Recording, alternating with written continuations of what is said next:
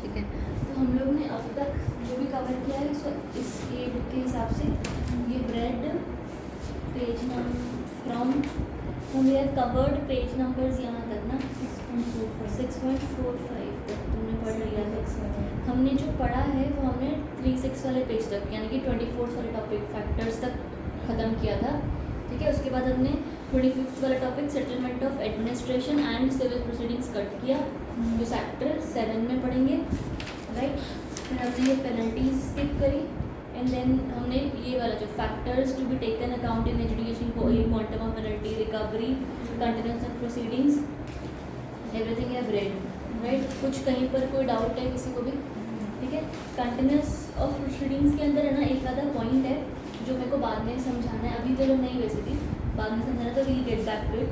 उसके अलावा offences composition power to grant immunity everything is easier, मतलब वही सेंट्रल गवर्नमेंट के पास पावर होती है इम्यूनिटी ग्रांट करने की एक्सेट्रा एक्सेट्रा, वो सारी चीज़ें हमने ऑलरेडी हल्की फुल्की में नॉलेज ऑफ उसके ये हो गया। बाकी सब सिमिलर है। सो स्ट्रेट अवे हम लोग 28 टॉपिक है तुम्हारा contravention of penalties adjudication and appeal under foreign exchange management act FEMA 1999 यहाँ तक पहुँचे हुए हैं, राइट। ये वही वाला टॉपिक है जो पेनल्टीज़ के पहले वाला, इसके पहले वाला, राइट। वहाँ में सिर्फ टॉपिक पढ़ लूँ।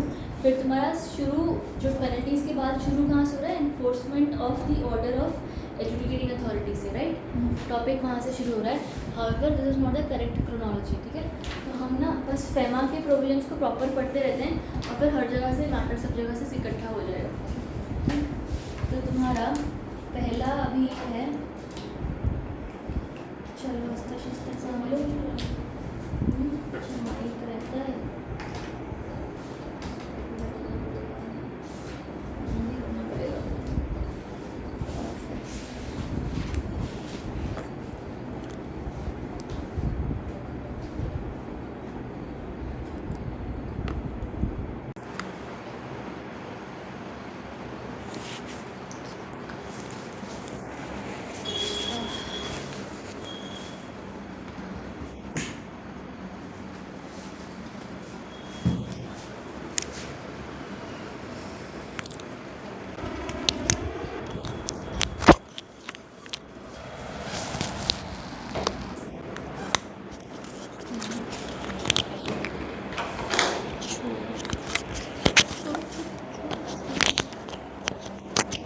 जो तुम्हारा ये है ना अभी फेमा, उसमें हम मेन 3 चीज़ पढ़ने वाले हैं। एजुकेटिंग ऑफिसर कौन है, तुम्हारा एजुकेटिंग की इंक्वायरी का तरीका क्या होगा, right, holding of inquiry and finally about the educating process, right. तो ये सारी चीज़ों के बारे में बहुत आवाज़ आई होगी ना, खच खच खच खच सब चालू सामान। चलो ठीक है, हुआ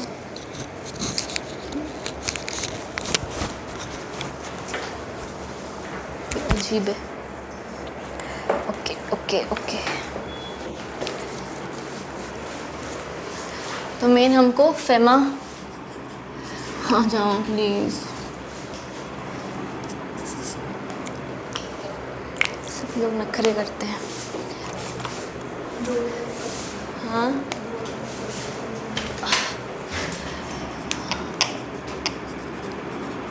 फेमा में हम मेन 3 चीज़ पढ़ने वाले हैं। पहला एजुकेटिंग ऑफिसर के बारे में, ठीक है। दूसरा इंक्वायरी के बारे में और लास्टली एजुकेशन प्रोसीजर के बारे में, राइट। तुम्हारा शुरू स्ट्रेट अवे हो रहा है enforcement of the order of educating authority, right. तो उसके पहले लेकिन ये तो बता देंगे ना कि एजुकेटिंग अथॉरिटी क्या है, क्या काम कर रही है, क्या नहीं, तो उनके थोड़े बहुत ही इंक्वायरी के बारे में। तो we start with this and then later on finish up the entire thing, ठीक है। तो पहला फेमा के अंदर एजुकेटिंग ऑफिसर, ये बंदे एग्जैक्टली इस फेमा के अंदर अपॉइंटेड होते हैं by the central government, right. तो बस इतना। तो एजुकेटिंग ऑफिसर्स यहाँ पर लिख लो, अपॉइंटेड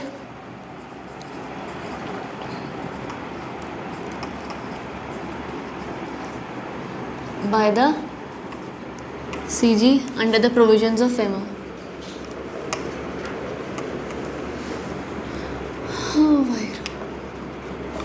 राइट एंड फिर अगले आगे अभी उनकी इंक्वायरी हम कैसे कर रहे हैं, राइट। तो बस स्ट्रेट अवे तुम्हारे एजुकेटिंग ऑफिसर है कौन, इतना ही हमारे पास, इसके अलावा हमारे पास कोई इन्फॉर्मेशन है नहीं। ये इसको उल्टा ही रखना पड़ेगा जब तक।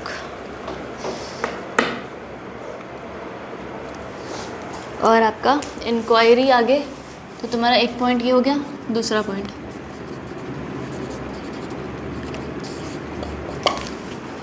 Inquiry bye AO।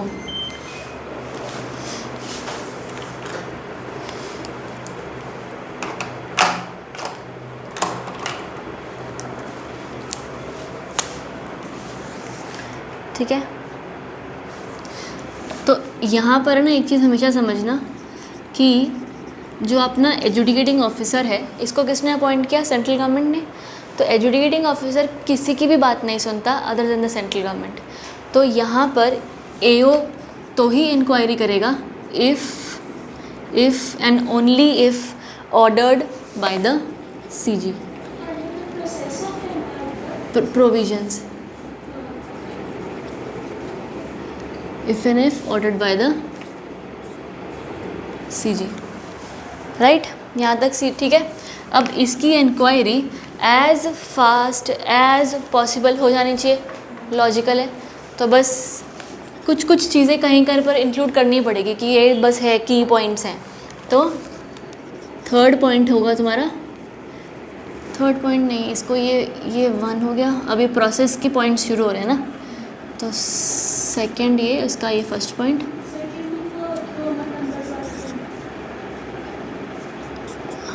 चलेगा ऐसे। तो क्या ऐसे आ जा इधर ही, क्यों मेरे से मेहनत करवा रही है। एक्सपीडिशियसली यही होता है ना, एक्सपीडिशियसली लिखने में कितना टाइम लग जाता है, एज एक्सपीडिशियसली एज पॉसिबल। तो फास्ट तो ठीक है, पर फास्ट कितना फास्ट, फिर भी उसको 1 साल मिल रहा है।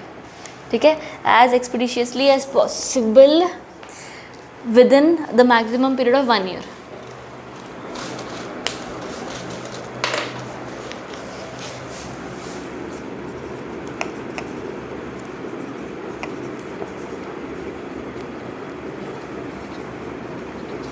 यहाँ तक सेट हुआ। अब ये हुआ। अब ऑफ कोर्स सी बात है, अगर एक्सटेंशन चाहिए तो वो भी मिल जाएगी, राइट। तो extension if CG deems fit और नेसेसरी और सूटेबल, जो भी तुमको लगता है word, if CG seems necessary,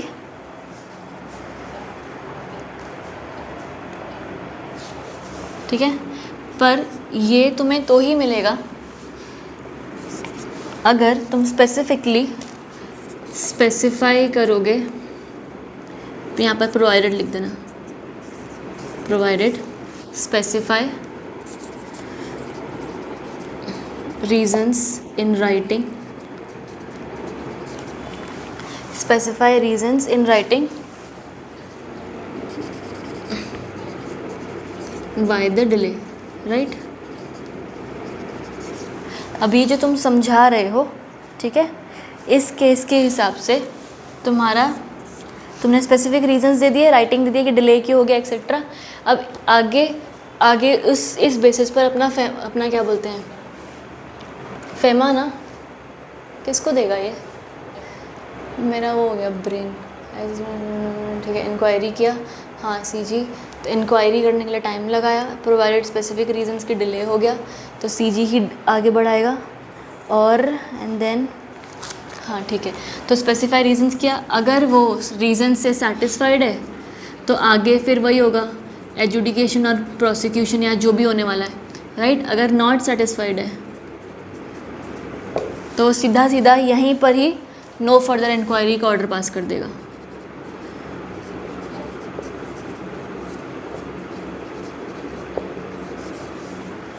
सही सेट, बताओ यहाँ तक।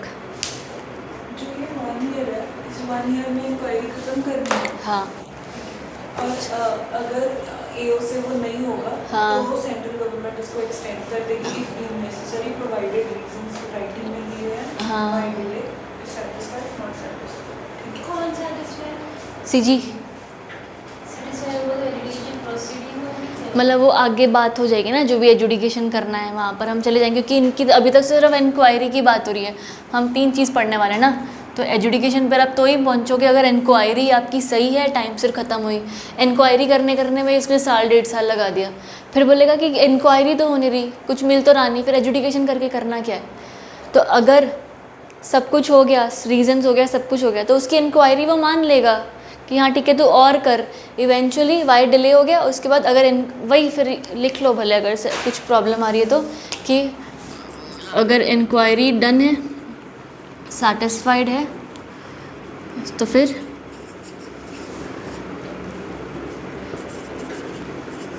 प्रोसीड विद द इंक्वायरी, और आगे फिर जो भी एजुडिकेशन प्रोसीडिंग्स आ जाएगी, या तो प्रोसिक्यूशन या जो भी, ठीक है।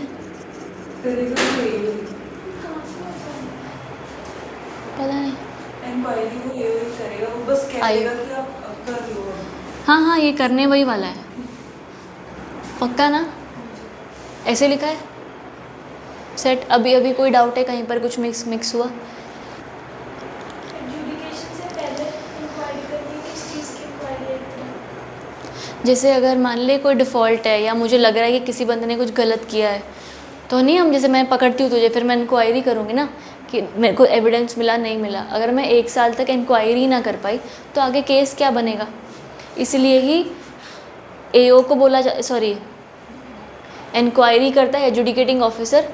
ये जो एओ होगा ना, एजुडिकेटिंग ऑफिसर, ये 1 साल के अंदर अंदर आपकी सारी इंक्वायरी ख़त्म करेगा और फाइनली रिपोर्ट सबमिट करेगा सीजी को। फिर उसके बाद प्रोसीडिंग फिर जैसे ये वाला स्टेप है ना, फिर हम यहाँ पहुँचेंगे एक बार इंक्वायरी ख़त्म होती है उसके बाद। अगर इंक्वायरी 1 साल में ख़त्म करनी है, 1 साल में अगर ख़त्म नहीं होती तो वो बोलेगा सीजी को कि भाई एक्सटेंड कर दे, थोड़ा सा टाइम ज़रूरी है। तो वो provided specific reasons in writing उसने दे दिया क्यों डिले हुआ है, तो एक्सटेंड कर सकता है। तो अगर वो रीज़न इन राइटिंग से सेटिस्फाइड है तो वो एक्सटेंड कर देगा। एक्सटेंड किया तो फिर वो प्रोसीड विद द इंक्वायरी करेगा। प्रोसीड विद द इंक्वायरी किया तो फिर आगे जाके एजुडिकेशन तक हम पहुँचेंगे। अगर वो रीज़न इन राइटिंग से ही सेटिस्फाइड ना हुआ तो फिर नो फर्दर इंक्वायरी, और यहीं पर मैटर एंड हो जाएगा।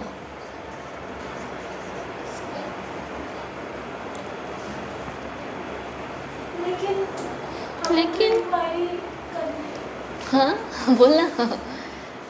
इंक्वायरी करनी है तो कैंसिल होगी इंक्वायरी, नो फर्दर इंक्वायरी, लेकिन हमें तो उस पर केस करना ही है ना। हाँ, यहाँ पर इंक्वायरी ऑफिसर, क्योंकि हमें उसके खिलाफ कोई सबूत ही नहीं मिला। कोई भी बंदा, अगर मैं तेरे को पकड़ रही हूँ, तेरे के खिलाफ मुझे साल भर सबूत ही नहीं मिल रहा है, तो मैं तेरी ज़िंदगी की तेरे पीछे थोड़ी पड़ी रहूँगी। एक नेचुरल जस्टिस की भी तो बात होती है ना, कि साल भर आपने ढूंढ लिया, आपको कुछ नहीं मिला, अब उस बंदे को छोड़ दो, अब वो जीत गया तुमसे। अच्छा, ये चीज़ एओ के लिए है, बंदों के लिए नहीं, मानने वाला। हाँ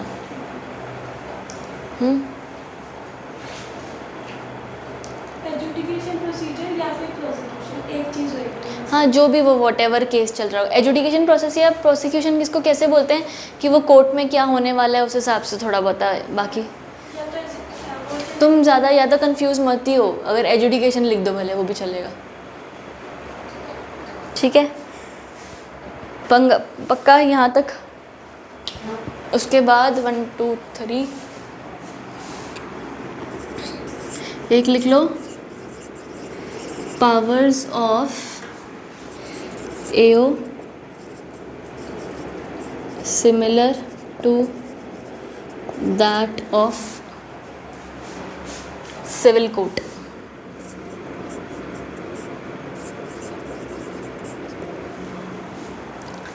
ठीक है, powers of AO similar to that of civil court का क्या मतलब हुआ, क्या पावर्स होते हैं? Very good. हाँ, वो एक था ना वो डब्बा, डॉक्यूमेंट को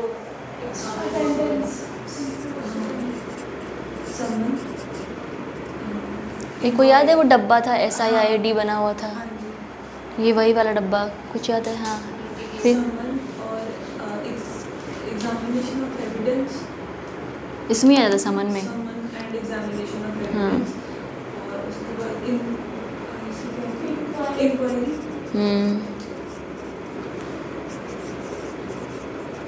पता नहीं क्या ऑन बोथ एविडेंस, नहीं, इंक्वायरी ऑफ कमीशन ऐसा आता है। Inquiry of commission,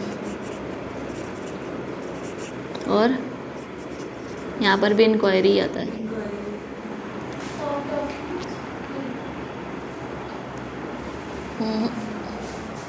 inquiry of commission, issuing a, उल्टा मुझे भी बुला दिया, इशूइंग कमीशन, इशूइंग इंक्वायरी। मुझे इसका मतलब नहीं समझ में आया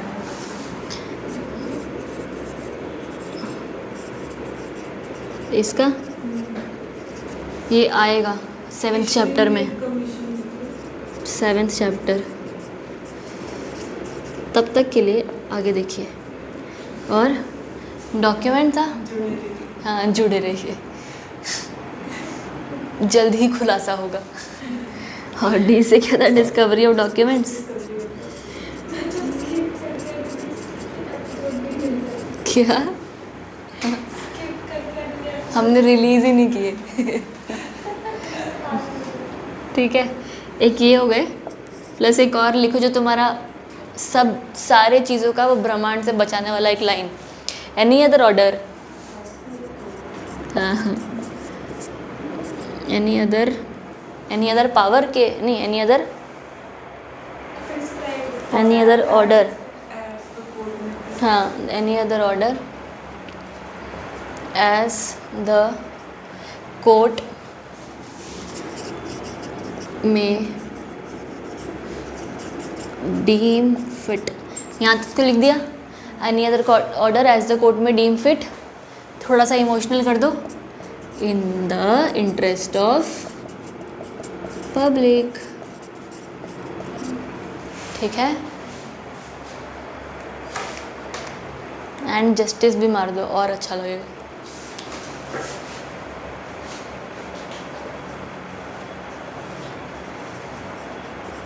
बस ये पूछ लें सही, हमें रट लिया हमने। Summoning and examining on oath, issuing commission, issuing inquiry. Commission में भी वही होगा वैसे सिविल कोड के अंदर। अब जैसे फर्दर डॉक्यूमेंट्स और ये सब बोलते हैं ना, तो सिमिलर होगा। इंक्वायरी कर दे, डिस्कवरी ऑफ डॉक्यूमेंट्स, और फाइनली तुम्हारा ये वाला, राइट। तो यहाँ तक अब तक हमारा इंक्वायरी ख़त्म हुआ है, सिर्फ इतना। बढ़िया। अब आगे है ना, दोबारा enforcement of the order of adjudicating authority आएगा कि कुछ तो ये ऑर्डर पास करेगा ना, ये सब के बाद वो कोई तो ऑर्डर पास करेगा, तो उस चीज़ का अब इन्फोर्समेंट है। वो टॉपिक तुम्हारे जो बुक में दिया हुआ है अब, राइट। मिल गया? जयश्री सब साथ में है कि गुम गई? आज पूरे हाँ, the order of the adjudicating authority, वो पेनल्टीज़ वाले डब्बों के बाद है तेरे किताब में। अपॉइंटमेंट ऑफ एजुडिकेटिंग अथॉरिटी, हाँ, होल्डिंग ऑफ इंक्वायरी जो हमने किया।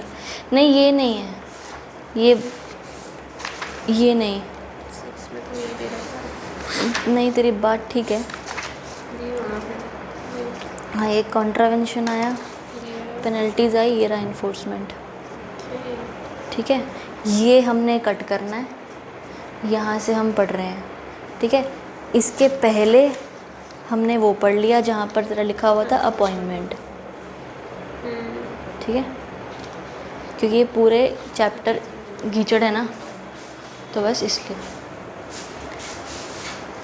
ICSI ऐसे कैसे? Enforcement of the order of the adjudicating authority. लिखो यार जल्दी, मैं भी बोर हो गई।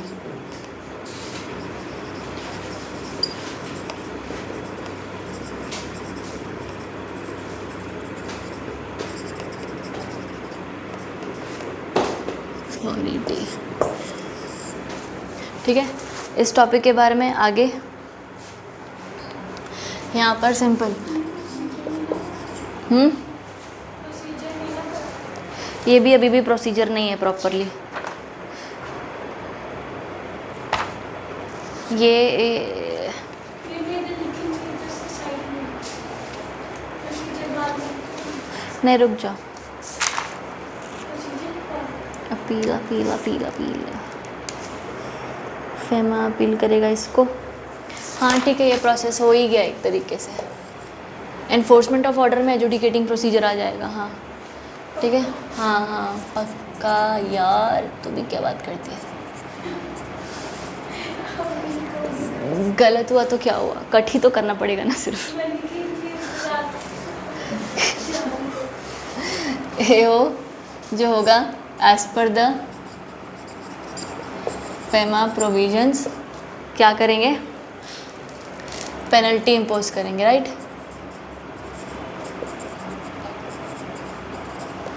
राइट अब अगर ये पेनल्टी जो इम्पोज करी है, if not paid within 90 days, ठीक है, तो होगा something called as civil imprisonment. यहाँ तक समझ में आया? ये हो गया कि प्रैक्टिकली फेमा प्रोविजंस की सिलेक्टेड है FEMA provisions as per the FEMA provisions, ठीक है, बढ़िया। ये आपको आपका हाल समझ में आ गया। ये देखना ये क्यों ऐसा मिक्स क्यों हो रहा है। ये एनफोर्समेंट होगा। एनफोर्समेंट के अंदर ऐसा बोला गया कि देख जो मैंने बोला है वो तुझे करना ही पड़ेगा। पेनल्टी आप पर लगी है, आपको भरनी पड़ेगी। अगर आप नहीं भरते हो तो सिविल इम्प्रिजनमेंट टाइप का कुछ हो सकता है आपके साथ। ये सिविल इम्प्रिजनमेंट है, एक्सप्लेन नहीं किया गया है, पर अब ये सिविल इम्प्रिजनमेंट से बचने के लिए तो कुछ होता होगा ना, कुछ तो होगा। तो अगेन वही SCN, क्यों नहीं भरी पेनल्टी, रीज़न बताओ, फिर वो इंक्वायरी प्रोसेस, वो एजुडिकेशन प्रोसेस शुरू हो जाएगा। आया? तो एक यहाँ पर उन्होंने बस थोड़ा सा एक गाड़ी को धक्का मार के फिर चलाया। ये एनफोर्समेंट हो गया। तो अगर हम नहीं चाहते हैं कि हमें सिविल प्रोसीडिंग्स, सिविल इम्प्रिजनमेंट लगे, तो आपका एजुडिकेशन होगा कि अगेन फिर ना SCN कि क्यों नहीं भरी, फिर नहीं भरी तो इतने दिन में क्यों बताया, सेटिस्फाइड नॉट सेटिस्फाइड, ऐसा बस वो खेलते रहेंगे हम लोग, ठीक है। तो उसके पहले थोड़ा सा बस अलग से क्या है, वही समन सुमन टाइप की बात करनी है। एक सेकेंड, यहाँ तक का तो सबका हो गया ना। अब ये थोड़ा सा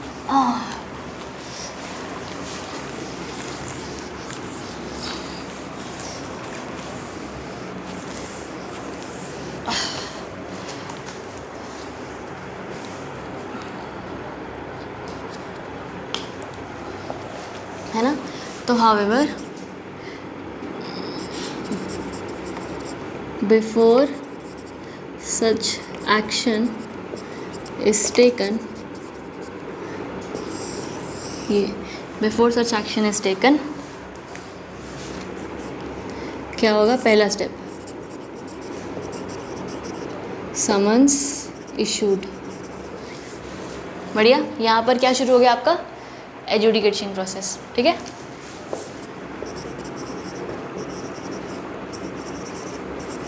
कितनी चीज़ें हैं जो मुझे भी अभी रियलाइज़ हो रही हैं। समन्स इशूड, अब ये समन्स जो इशूड होगा वो ही और कुछ नहीं, एक SCN ही है, ठीक है। यहाँ पर लेकिन समन नाम दिया हुआ है। अब ये समन किस चीज़ का, SCN क्या भेजना है कि about why imprisonment should not ordered, right. Why imprisonment should not be ordered, right. अब तुमको पहले मैंने समन इशू किए। Second, if you honour summons, तब तक तो ठीक है, तो इसको ऐसे डाल देना। इफ़ समन्स ऑनर है तो फर्दर स्टेप होगा। अरे अभी वो हो गया यार, मेरे को खुद को अजीब लग रहा है। इफ़ थोड़ा सा वो टैक्स जैसा पढ़ रही हूँ ना मैं, थोड़ा सा तुम्हें रोमांच बना रहना चाहिए। अगर समन्स नॉट ऑनर किए तो क्या होगा? समन के बाद क्या आता है यूजुअली? बुलाया। क्या? If someone honor, समन को मान लिया, ऑनर कर दिया मतलब आ गए, ऐसा समन मान लिए तो फर्दर प्रोसेस होगा जो होना चाहिए था। अगर तुमने समन नहीं माने तो क्या होगा? अलग काम, वारंट होगा। ठीक है,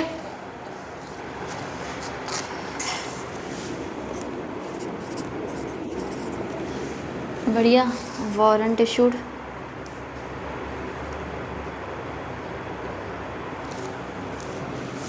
तो अब ऐसे ही जाती हूँ मैं, अभी उल्टा अभी शुरू कर ही दिया है। तो वारंट जब इशू होता है तो यूजुअली आपको क्या करते हैं? अरेस्ट करके लेके जाते हैं ना, that is what the warrant is for. तो अरेस्ट करके लेके जाते हैं। अरेस्ट करते के टाइम पर तुमसे पूछा जाएगा क्या कि पैसा देना है या नहीं, वो पेनल्टी वाला, राइट? याद है ना, बात तो पेनल्टी की ही हो रही थी, तो वो पूछा जाएगा। सारा तेरे को खिचड़ कर दूँगी मैं, वैसे नींद आ रही है ना, सारा देख अभी कर ली। अब नहीं आता। तो अगर तो बाद में इफ़ मनी रिसीव्ड और if money not received, right? If समझ आपने ऑनर किया ना तो सीधा यहाँ पर पहुँचोगे। आया शॉर्टकट? तो ये वाला स्टेप स्किप हो जाएगा। बढ़िया। तो अगर मनी आपका आ गया है हमारे पास, उल्टा, अगर मनी आपका आ गया है तो फिर आपको रिलीज़ कर दिया जाएगा। अरेस्टेड थे ना, तो रिलीज़ कर दिया जाएगा। या तो ज़रूरी नहीं है ना कि समन वाला भी होगा, तो या तो रिलीज़ कर दिया जाएगा, तो या तो नो फर्दर एक्शन, राइट? अगर मान लो मनी नॉट रिसीव्ड है और तुम शायद अरेस्टेड हो या तो नहीं हो, तो अगर अरेस्टेड हो तो डिटेंशन ऑर्डर की जाती है कि और रखेंगे। अगर नॉट अरेस्टेड हो तो अरेस्ट ऑर्डर किया जाता है। मैं भी कंफ्यूज हो रही हूँ, तो अरेस्ट ऑर्डर किया जाता है। अरेस्टेड ही है। हाँ, ज़रूरी नहीं है ना, समन से आ गया होगा तो अरेस्टेड नहीं होगा। फिर आपने एरो के साथ नहीं चलेगा। क्यों? एरो अरेस्ट किया है। दोनों है ना, यहाँ पर भी तो है ना ये वाला। कैसे बनेगा? इसको बोर्ड को उठा के उल्टा कर देते हैं। यही तो तुम्हारी क्रिएटिविटी है ना। क्या बोल रही है? अरेस्ट या तो नॉट अरेस्ट होगा। जिस तक नाम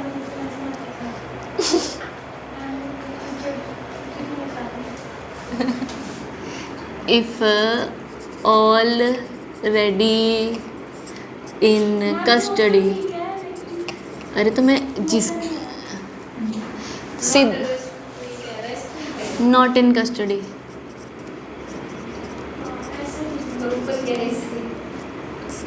तो फिर अरेस्ट। अगर अरेस्टेड नहीं है तो अरेस्ट कर लो, अगर अरेस्टेड है तो डिटेंशन।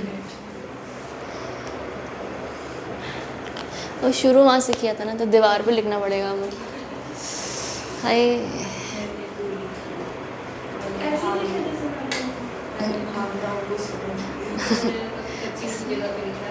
मेरी ये कह रहा हूँ तो देखो कैसे आ तो कागज तो बहुत पड़े हैं यार। ये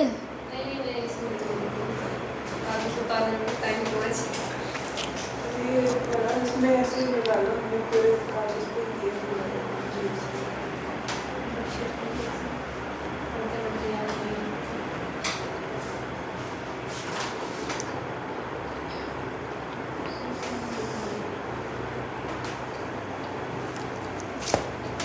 कुछ कुछ समझ में आ रहा है?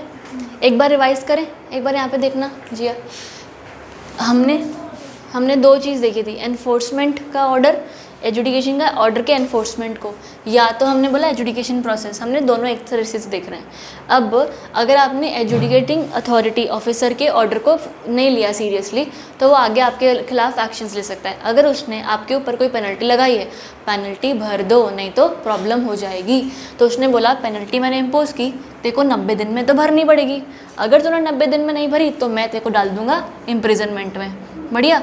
पर ऑफ कोर्स हम ऐसे ही किसी को भी उठाकर जेल में नहीं डालते हैं। क्यों? क्योंकि हमें जेल में डालने से फ़ायदा नहीं है, हमें पैसों से मतलब है, हमें तो पैसा चाहिए, पेनल्टी चाहिए, राइट। तो हमने उसको बोला कि इम्प्रिजनमेंट से पहले हम ऐसा करते हैं, before such action is taken, एक एजुडिकेशन प्रोसेस जैसा कुछ खेलते हैं। उस प्रोसेस के अंदर हमने आपको पहले समन इशू किया, उस समन में बोला कि देख क्या करूँ मैं ऐसा कि क्या क्यों नहीं देखो जेल में डालो, what is the reason, why did you not pay, why should I not imprison you, right. अब तुम उसका जवाब दोगे। अगर तुमने उसका जवाब दे दिया, if the summons are honoured, तो आगे हम पूछ लेंगे कि पैसा दिया है कि नहीं दिया है, राइट। तो बात ऊपर चली जाएगी। अगर समन्स इशू किया, तुमने वो नहीं सुने, तो वारंट होगा, ठीक है। अगर वारंट इशू हुआ है तो तुम्हें अरेस्ट किया जाएगा। अब तुम दोनों मिल मिला के यहाँ पर पहुँच गए हो, राइट, हर जगह से यहाँ पर पहुँच गए हो, correct. Here in this case अगर समन्स को तुमने ऑनर किया था तो तुम्हारा अरेस्ट नहीं हुआ है, राइट। पर बात तो है ना कि इफ़ मनी तुमने पे की है, इफ़ मनी रिसीव्ड, या तो पेनल्टी पेड और नॉट पेड, वही बात है ना। तो हाँ, मनी रिसीव्ड या तो पेनल्टी नॉट पेड, अगर ऐसी बात है। अगर पेनल्टी पेड है तो फिर आगे हम तुम्हें रिलीज़ कर देंगे। अगर अरेस्टेड हो तो रिलीज़ हो जाओगे, अगर नॉट अरेस्टेड हो, ठीक है, इफ़ समन्स ऑनर्ड तो ऑफ कोर्स ही बात है नॉट अरेस्टेड हो, ठीक है, तो फिर no further action will be taken against you, जाओ कोई बात नहीं, माफ़ किया, तुम्हारे सारी भूल चूक माफ़, ठीक है। कुछ इंटरेस्ट मांग लिया वो अलग बात है, यहाँ तक डन है। अगर तुम्हें अरेस्ट किया गया है, ठीक है, तो अब यहाँ पर हम जा रहे हैं। अगर मान लो तुमने पैसा नहीं दिया, पेनल्टी जो है वो नॉट पेड है, ठीक है, तो फिर अगर तुम अरेस्टेड हो तो फिर तुम्हें कस्टडी में रखा जाएगा, डिटेंशन ऑर्डर की जाएगी, ठीक है। अगर तुम अरेस्टेड नहीं हो तो फिर अरेस्ट कर लिया जाएगा क्योंकि तुमने पैसा नहीं पे किया, ठीक है।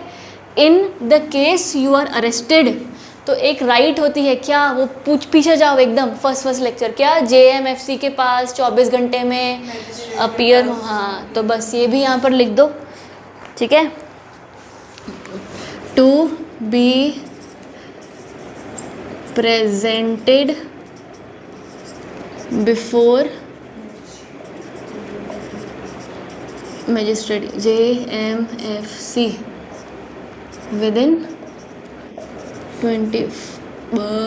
24 आवर्स ऑफ अरेस्ट, ठीक है। ये मैं यहाँ पर क्यों नहीं लिख रही हूँ, क्योंकि इसका काम ये वाला ऑलरेडी हो चुका होगा, ये तो डिटेंशन में है ना, और रखा गया है इसलिए। बढ़िया बढ़िया।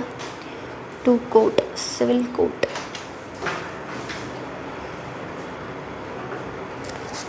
यहाँ तक आया, बढ़िया। आगे अभी JMFC, फिर आगे बात करेगा वो, फिर हम वापस वहाँ पहुँच जाएंगे। JMFC के पास पहुँच गए ना, फिर अब क्या करना है, कस्टडी और रखनी है नहीं रखनी है, नहीं रखनी है तो हाँ बस, ठीक है।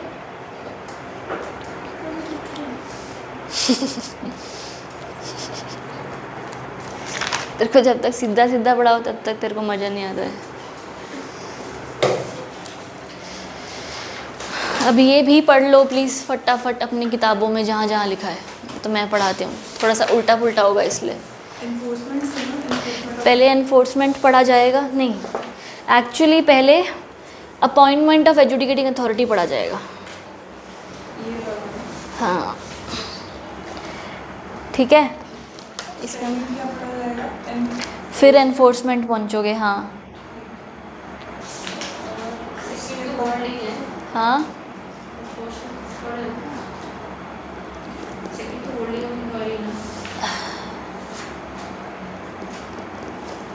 तेरी ये बात भी सही है।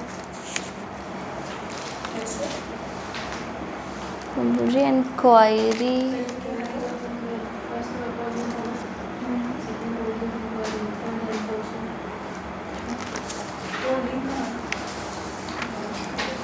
क्या पॉइंट्स है उसके अंदर, सिमिलर ही तो होंगे।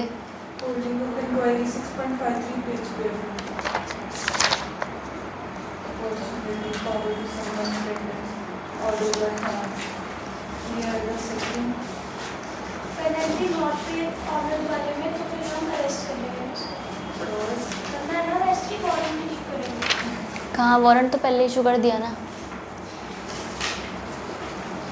वारंट तब इशू होता है जब वो आता नहीं है, आ गया फिर आगे जो करना है उसके साथ हम कर लेंगे। आने के बाद भी अरेस्ट कर सकते हाँ हाँ क्यों नहीं, सिर्फ आ गया तो पनिशमेंट नहीं मिलेगी ऐसा थोड़ी। क्लास में आया होमवर्क नहीं किया, पर आ गए, आ तो गए है ना, ऐसा नहीं होमवर्क तो नहीं किया ना, ये वो वाला हो जाता है। ठीक है, उसके बाद थर्ड ईयर है। कुछ नहीं समझ आ रहा मुझे। आ गया। देखो पहले तो वही आएगा, appointment of adjudicating authority 6.48 page पे जो है, हाँ ठीक है। उसके बाद 6.53 पेज वो कंटेंट मैच कर रहा है जो तुम्हारे चार्ट बनाया उससे, होल्डिंग ऑफ इंक्वायरी कहाँ पर है वो?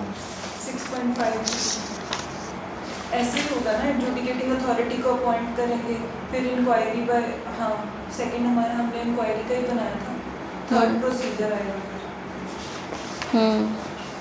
वो, फिर ये आएगा प्रोसीजर एनफोर्समेंट ऑफ ऑर्डर। वही है, समन्स वारंट सब कुछ। ये चैप्टर को तो ऐसे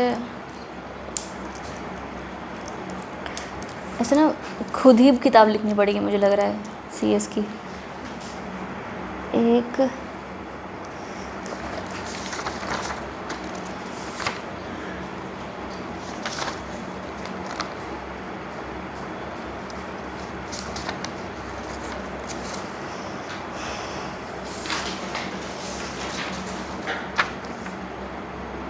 अभी भी कुछ, क्या चीज़? Adjudicating authority shall issue the notice of show cause within 10 days.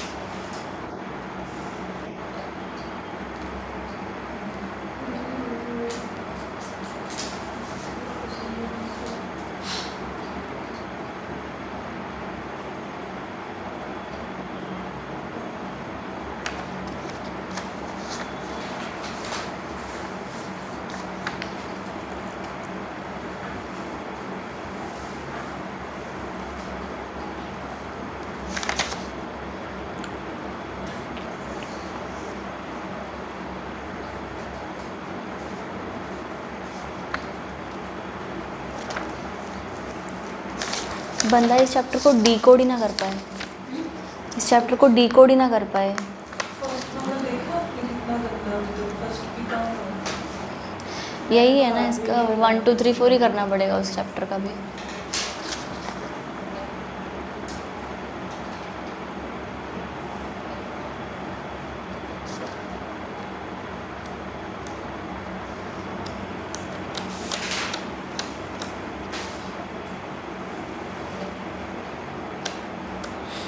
अच्छा सा बनाना, मुझे भी चाहिए।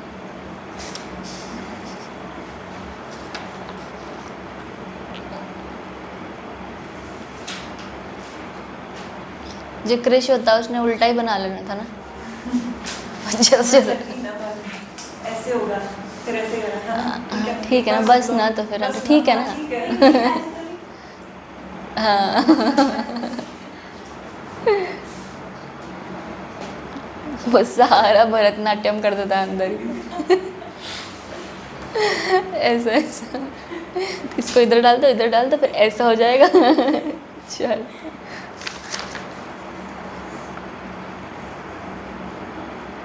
आप समझ रहे हो मैं क्या कर रहा हूँ? हाँ, बस यही है ना, ऐसा मतलब कुछ भी हो तो बस यही है ना, तो ठीक है फिर। 6.48 पेज पे देखना, लास्ट पॉइंट है ऊपर 8th point, a person is detained in civil prison on the execution of certificate. Cut कर दे इसको, कोशिश भी मत कर। इसमें 1 2 3 4 सारे पॉइंट 5 6 हाँ 7 तक है, 7 तक पढ़ने ही हैं। अपॉइंटमेंट में भी सारे ठीक हैं। जो तेरा 50 वाले पेज पे civil code not to have jurisdiction एक लिखा है ना एक जगह पर, स्पेशल डायरेक्टर अपील टाइप के कहीं पे पॉइंट में, उसको कट कर दो। अपील टू हाई कोर्ट भी कि सिर्फ ये नहीं, सिर्फ वो लाइन, सिर्फ वो 2-3 लाइन, ठीक है। और एक और है special procedure before special director appeals, हाँ जी, उसमें भी एक 4th पॉइंट है, अपील टू स्पेशल डायरेक्टर। हाँ ये तो बाकी ही है ना हमारा, ये तो पढ़ेंगे। 4th बिफोर वाले में 4th लाइन कट करना ना। पुफ, हाँ, if the date fixed is adjourned वाला, हाँ वो कट करना है। हो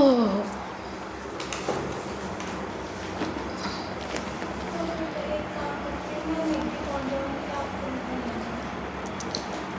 मैं मेहंदी पहुँच जाऊँगी। हाँ जी।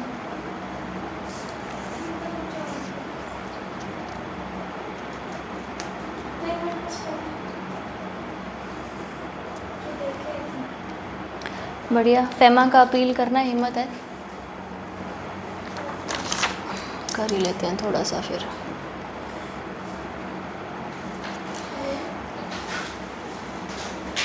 तो छोटा सा है, ये कर लेते हैं फिर आगे देखते हैं। ठीक है, फेमा के कहाँ तक लिख लिया सारा?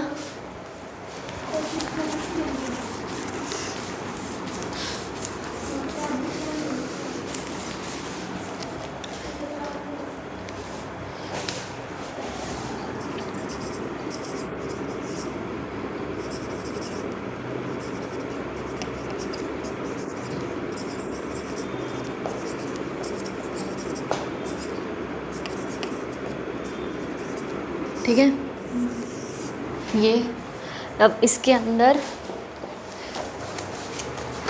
ऑफ कोर्स ये लिख लो, क्योंकि फिर है ना कन्फ्यूजन बहुत है कि कहाँ क्या है। बस तो लिख ले, बाद में देखते हैं।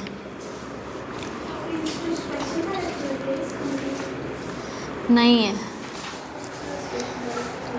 वो नहीं है, वो ये बस ये इतना, पहले इतना सा लिख लो ना, फिर मैं बता दूंगी क्या पर क्या है। वो पूरा पढ़ेंगे ना तो अंदर मिल जाएगा तुम्हें।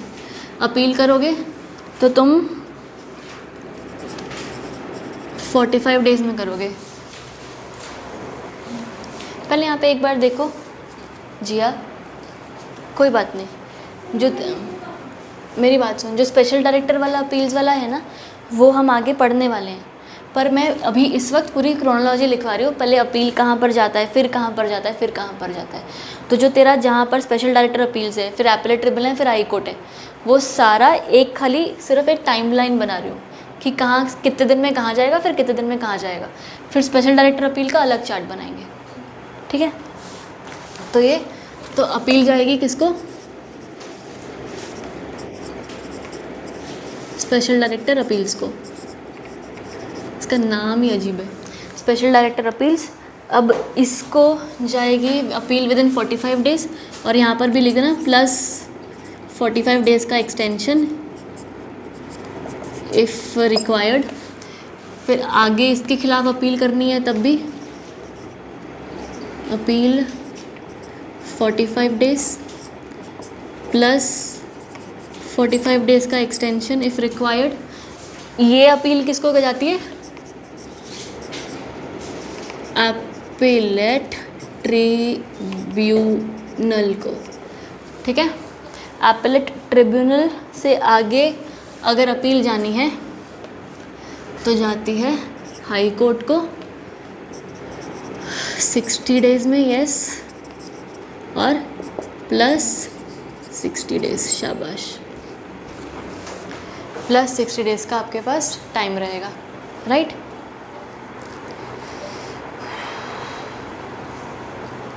अपील जाएगी 45 डेज में स्पेशल डायरेक्टर को, फिर 45 डेज में अपीलेट ट्रिब्यूनल को, उसमें एक्सटेंशन मिलेगी 45। अच्छा, स्पेशल डायरेक्टर को भी एक्सटेंशन मिलेगी 45। हाँ,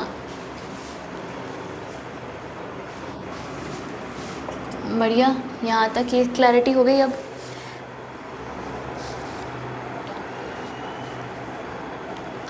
अब इसके अंदर फिर ये वाला पढ़ेंगे, ऐसा करके फिर वो वाला पढ़ेंगे। हाँ हाई कोर्ट में भी एक्सटेंशन मिलेगी 60 डेज। हाँ, हाई कोर्ट के पास जाने के लिए भी 60 डेज़ की एक्सटेंशन है। अब ऐसे शुरू करना अपील को स्पेशल डायरेक्टर। हाँ,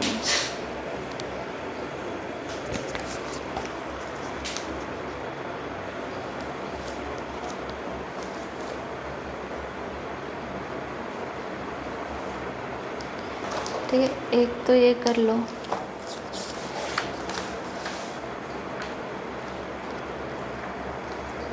कि एक है ना अपने चैप्टर में ना स्टार्टिंग में कहीं पर एक चीज़ लिख लो, जैसे यहाँ पर हम बोलते हैं ना कि हर बार ये प्रोसेस कैसे जाता है, वो तुम्हें ना कन्फ्यूजन होती है कि अगर मान लो कोई NCLT के पास गया मैटर, फिर NCLAT के पास जाता है, फिर आगे कहाँ जाता है, हाई कोर्ट के सुप्रीम कोर्ट। हाईकोर्ट ही कह जो हाई कोर्ट का काम करने के लिए तो NCLT बनाया था, तो फिर सुप्रीम कोर्ट, राइट। तो ये क्यों ऐसा है और ये क्या है ना, बस ये चीज़ एक अपने किताब में कहीं पर भी, it is not from any topic, but ये लिख लो, बस एक नोट डाउन कर लो, ये पता होना चाहिए। अगर मान लो सेबी के प्रोविजंस हैं, ठीक है, तो सेबी के अगेंस्ट सैट में जाता है और सैट के अगेंस्ट सीधा सुप्रीम कोर्ट जाता है।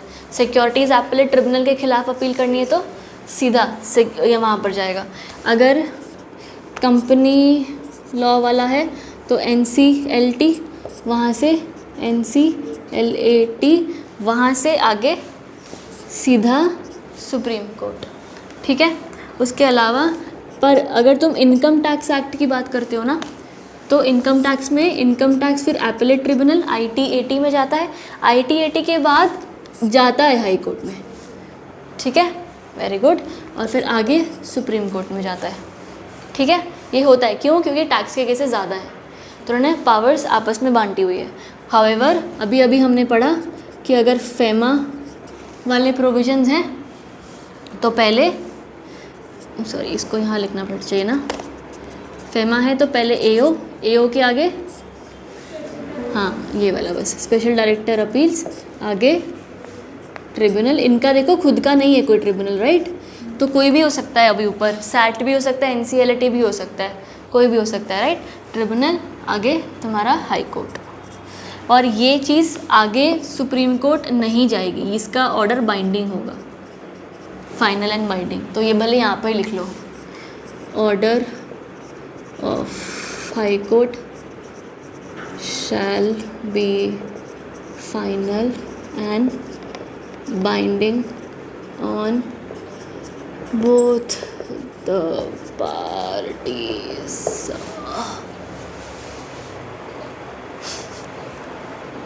ठीक है,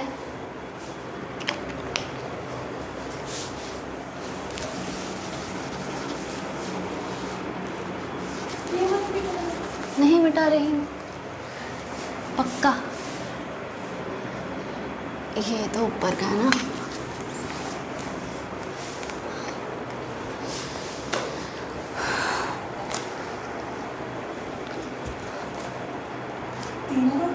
स्पेशल डायरेक्टर एपेलेट और हाँ है तो तीनों ही, पर ये मतलब लिखने वाला कितना थोड़ा थोड़ा तो है ही।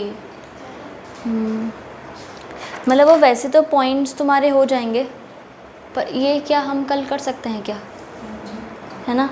अपील जो है ना वो अलग अलग पॉइंट्स कल कर सकते हैं, और फिर कल होपफुली ये चैप्टर ख़त्म कर देंगे यार।